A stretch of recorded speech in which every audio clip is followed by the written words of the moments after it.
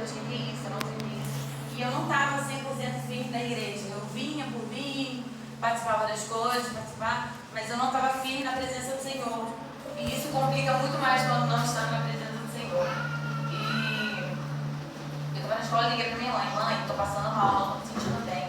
Aí ela, vou ligar para a escola para poder te liberar. Não, liberei. No outro dia aconteceu a mesma coisa, fui passando mal todos os dias, durante muitos meses. Eu fiquei passando mal, tendo crise de ansiedade na escola, mas eu não sabia que eu tinha crise de ansiedade, não sabia nem o que era.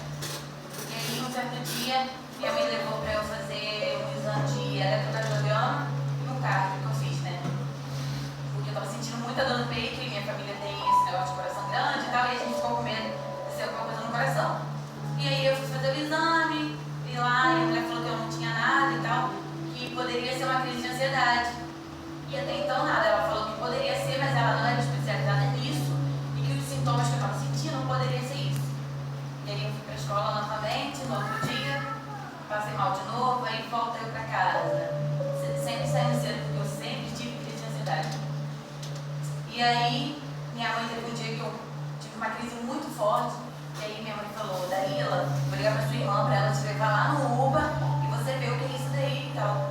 E aí assim que eu cheguei, o cara pegou um negocinho assim pequenininho, furou meu dedo e falou, o que você está sentindo? Aí eu falei que eu estava sentindo, que eu estava sentindo muita dor no peito e os sentimentos que eu estava sentindo. E ele falou, minha filha, não precisa de nada não, exame nenhum não, você está com crise de ansiedade, é isso. Se você não tratar, se não fizer um exame aqui, simplesmente você vai acabar morrendo, assim mesmo. Ele foi muito grosseiro comigo. E aí eu voltei para casa. Isso aqui, eu falei, mãe, eu tive crise de ansiedade e tal. E eu fiquei durante 6 meses, assim, tendo a crise, ia para a escola, voltava, vinha para a igreja. Triste, todo mundo acha que me pegou numa época assim, que eu vinha para a igreja, sempre chorando. Ninguém entendia por quê. Tinha muita gente que falava que, tá chorando à toa, porque você tá chorando, a menina tão bonita, isso, aquilo, sem saber o que eu tava passando. E foi um processo muito difícil, muito difícil.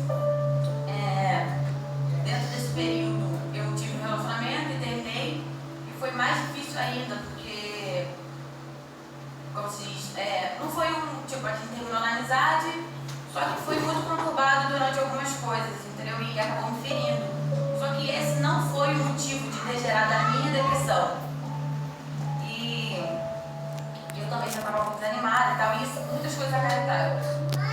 E aí, quando foi no dia 25 de outubro, eu fiz o exame, foi dia 4/4 de 2022, ano passado. E no dia 25 de outubro eu já não estava aguentando mais de tanta crise que eu estava tendo, passar mal. E eu decidi, no dia que eu passei mal, no caso, eu mandei mensagem para a Gabriela, que ela me ajudou muito, foi uma pessoa que extremamente me ajudou, né, nos momentos de crise. Eu falei, Gabriela, estou passando mal, estou tendo uma crise, estou no banheiro da escola. E aí várias pessoas entravam, saíam, e o que você está tendo? Eu ficava mais nervosa. Eu falei, estou passando mal, eu só preciso ir embora. E uma menina me ajudou, e aí fomos até a direção. E a mulher que trabalhava na escola era da conhecida de Paula e tal, tia Michela. E eu falei, não, eu vou pro salão de tia Michela. Ela, você conhece Michele? Aí eu conheço aquilo na minha tia, lá da igreja e tal. Eu cuidei de Paulinha e tal. E me levou até o salão. Nesse que me levou ao salão, Paula estava em atendimento com uma cliente e tal. E eu estava me sentindo muito mal, de Michelle. Dalila, o que aconteceu? Por que você tá assim? Eu falei, Michelle, eu preciso falar com a Paula. Eu estava muito nervosa, muito nervosa. E aí, eu busquei Paula, não querendo buscar Paula, porque eu sabia que Paula me levaria para pastores. E eu falava, cara, meu caso não é caso de igreja, não é demônio, que eu vou falar que é demônio. E eu falei, não é isso e tal. E eu procurei ela. E quando eu procurei, ela fez tudo direitinho e tal, como você está na igreja? Fez perguntas. Isso foi muito bom, ela orou pela minha vida.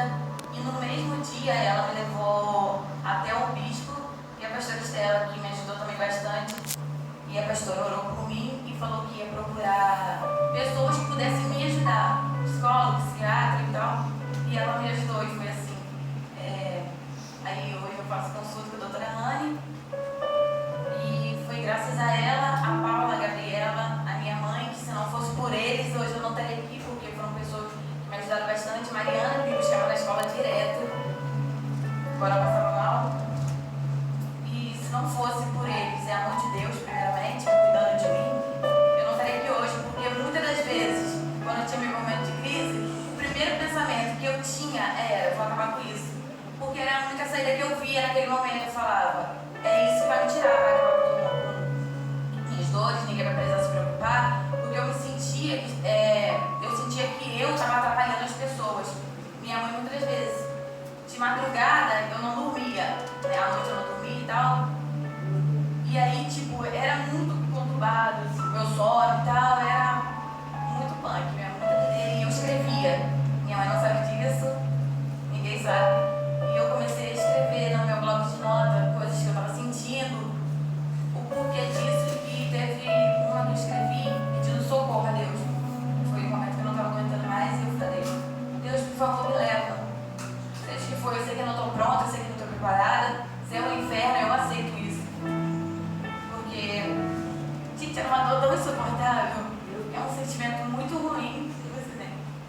De solidão, é amargura que você sente que você não é amada, autoestima não tinha, muitas coisas eu parei de fazer, amigos que eu perdi, porque eu me afastei, pessoas se afastaram de mim quando eu descobri que eu tinha isso e tal, eu ficava, nossa, tadinha, sentindo pena de mim.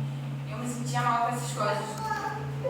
E hoje, graças ao Senhor, graças à reunião que foi tendo, como diria, eu falei pra vocês que eu estava dentro da igreja mais afastada, e aí foram tendo as reuniões dos jovens, e aí tipo, eu entrava e saía da mesma forma e tal, até que teve o propósito dos jovens que começou. E desde esse dia, minha vida tem sido totalmente diferente, totalmente diferente. Mas não sentiram sobre minha vida, eu não creio que hoje. Eu creio que falou pra vocês hoje. Poder estar no mundo, também em college também, que era muito fácil pra mim, e até hoje é, porque eu recebo bandejas, eu falei isso com o Paulo. E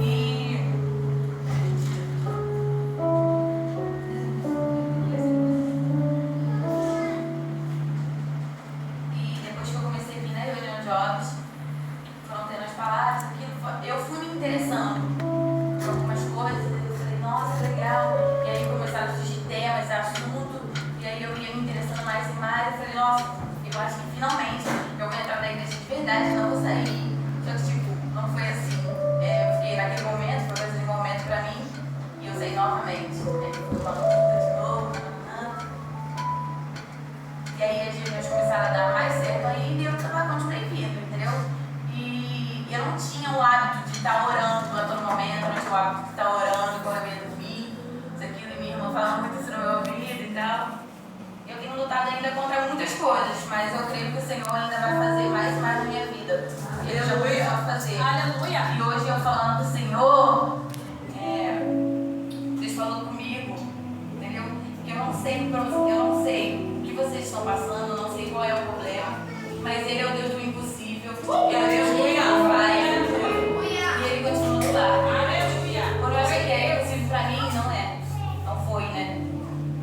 E na minha última consulta, falando com a doutora Rani, ela falou que estamos chegando na reta final.